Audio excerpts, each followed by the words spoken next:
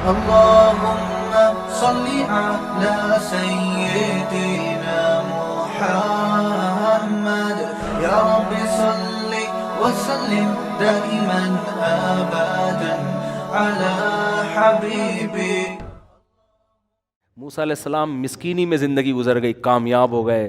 فرعون نے دولت حکومت میں زندگی گزاری، برباد ہو گیا وہ. تو اصل بات اللہ کو ہدف بنائے انسان، سمجھ رہے ہو؟ اس سے سب سے پہلا انعام پتہ ہے کیا ملتا ہے؟ سکون، اطمینان. ڈپریشن سے، اسٹریس سے آدمی بچ جاتا ہے، سکون کی زندگی گزرتی ہے. میں نے دنیا داروں کے ساتھ بھی ٹائم گزارا ہے، اللہ والوں کے ساتھ بھی. جو بڑا فرق مجھے دونوں کی زندگیوں میں نظر آیا ہے وہ سکون کا نظر آیا ہے. اہل اللہ کی زندگی میں ایسا سکون ہوتا ہے، ان کے چہرے سے پتہ چل رہا ہوتا ہے سکون میں ہے یہ.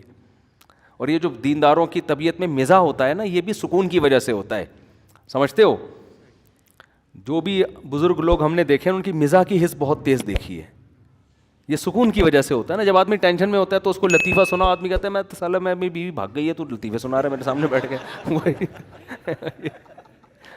حقیقت بتا رہا ہوں.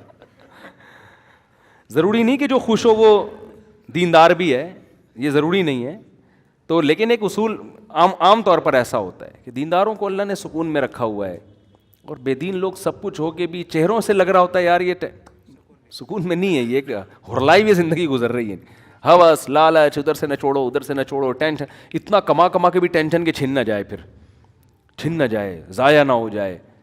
تو جب اللہ کے ہاتھ میں خزانے ہیں تو بھائی اللہ دے گا ٹھیک ہے، اللہ نہیں دے گا تو اب کیا، اللہ سے تھوڑی لڑ سکتے ہیں، مانگتے رہیں گے اللہ سے. ہم عبدیت کا تقاضا یہ ہے کہ آدمی اللہ کے سامنے فنٹر بننے کی کوشش نہ کرے. یہ نہیں کہے کہ اللہ تیری مرضی، تو مجھے دے نہیں دے میں تو بس گزارا نہیں. بھائی اللہ کے سامنے اللہ میں محتاج ہوں، میرے اندر ٹینشنوں کو برداشت کرنے کی طاقت نہیں ہے.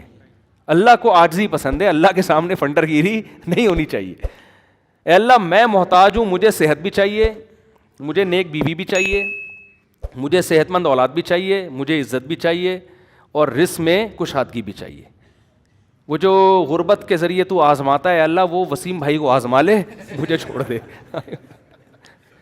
نام نہ لو لیکن فرشتے سمجھ جائیں گے کس کی بات کر رہا ہے. تو اللہ مجھے تو کشادگی، تو اللہ سے مانگنا یہی چاہیے، سمجھ رہے ہو؟ یہی مانگنی چاہیے. ایک صحابی کو جب پتہ چلا نا صبر کی اتنی فضیلت ہے تو وہ دعا مانگنے لگے، اللہ مجھے پریشانیوں میں ڈال دے تاکہ پھر میں صبر کروں. آپ نے فرمایا یہ دعا مت مانگو، خود نہیں مانگو اللہ سے. تو اللہ کے لیے تو بھائی حضرت ایوب علیہ السلام جو تھے بیمار تھے تو سونے کی ٹڈیاں گرنا شروع ہوئیں. جب صحت ملی ہے نا ان کو تو ساری ٹڈیاں جمع کر رہے ہیں گولڈ. تو اللہ نے کہا اے ایوب میں نے تجھے مستغنی نہیں کر دیا، اتنی دولت دے دی، اب میں آسمان سے ٹڈیاں برسا رہا ہوں تو جمع کر رہا ہے. لیکن انہوں نے کہا اللہ میں تیری رحمت سے مستغنی نہیں ہوں، تو جتنا دے گا میں تو لوں گا. آنے تو وہی یہ ایسے ہی ہے جیسے ابا نے آپ کو بہت پیسے دیے، ایک دن ابا نے آپ کو کہا چلو بیٹا میں تمہیں گولا گنڈا کھلاتا ہوں. ابا ایک گلے گنڈے غریب لوگ کھاتے ہیں، مجھے ضرورت نہیں ہے. ابا کو غصہ آئے گا نا، ابا کہے گا تو ہے بہت بڑا فنٹر ہے، ہمیں پتہ ہے تو سیٹھ کا بیٹا ہے، جب میں تجھے دے رہا ہوں نا تو عزت کے ساتھ لے لیتا.